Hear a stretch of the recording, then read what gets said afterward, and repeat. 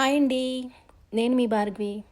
ముందు రోజు వండిన తోటకూర కొంచెం మిగిలిందా, అదే తోటకూరతో నెక్స్ట్ డే లంచ్కి ఇలా తోటకూర రైస్ చేసుకుందామండి. సూపర్ టేస్టీ ఉంటుందండి, పైగా డిఫరెంట్గా కూడా ఉంటుంది. ఇది కిడ్స్ లంచ్ బాక్స్ కూడా చాలా బాగుంటుందండి.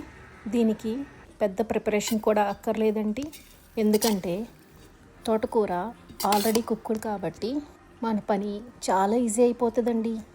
5 మినిట్స్లో రెడీ అయిపోద్దండి ఈ తోటకూర రైస్. పైగా కిడ్స్ ఆకుకూర తినడానికి అంత ఇంట్రెస్ట్ చూపించరండి. ఇలా రైస్ చేసి పెట్టడం ఒక మంచి ఆప్షన్ అండి. ఇది నేను ముందు రోజు వండిన తోటకూర అండి. ప్రెషర్ కుక్కర్లోకి తీసుకున్నాను. నేను ఒక గ్లాసు రైస్ తీసుకున్నానండి, ఎందుకంటే నాకు ఎక్కువ తోటకూర లేదు కాబట్టి. దానికి గ్లాస్కి గ్లాసున్నర వాటర్ పోసుకున్నానండి. అందులో కొంచెం కొత్తిమీర, కొంచెం పుదీనాకు కట్ చేసి వేసుకున్నానండి. ఆ తర్వాత అందులో కొంచెం బటర్ కానీ నెయ్యి కానీ వేసుకోనండి, ఎందుకంటే మనం అసలు నూనె వాడట్లేదు కాబట్టి. ఆ తర్వాత అందులో రుచికి తగ్గ ఉప్పు, కావాలంటే కారం వేసుకోనండి, ఆప్షనల్.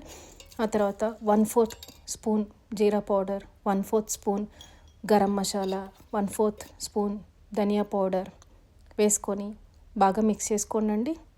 క్యాష్యూస్ కూడా వేసుకున్నానండి నేను, మధ్య మధ్యలో పంటికి క్రంచీగా తగులుతూ ఉంటాయి అనేసి. ఆ తర్వాత లెమన్ స్క్వీజ్ చేసుకొని బాగా మిక్స్ చేసుకున్నానండి. ఆ తర్వాత కొంచెం నెయ్యి వేసుకొని మిక్స్ చేసుకొని ప్రెషర్ కుక్కర్లో పెట్టుకొని ఒక 2 విజిల్స్ వచ్చిన తర్వాత ఆఫ్ చేసుకోవాలండి. చాలా త్వరగా కుక్ అయిపోతుందండి, ఎందుకంటే తోటకూర ఆల్రెడీ కుక్కుడు కాబట్టి. పైగా బెస్ట్ విషయం ఏంటంటే తోటకూర ఆల్రెడీ కుక్కుడు కాబట్టి ఫ్లేవర్స్ అన్నీ రైస్కి చాలా త్వరగా పడతాయండి. చాలా టేస్టీగా ఉంటుందండి, డిఫరెంట్గా కూడా ఉంటుందండి. ఒక్కసారి ట్రై చేయండి. ఇలాంటి మరిన్ని రెసిపీస్ కోసం please like, share and subscribe to it's me Bhargavi.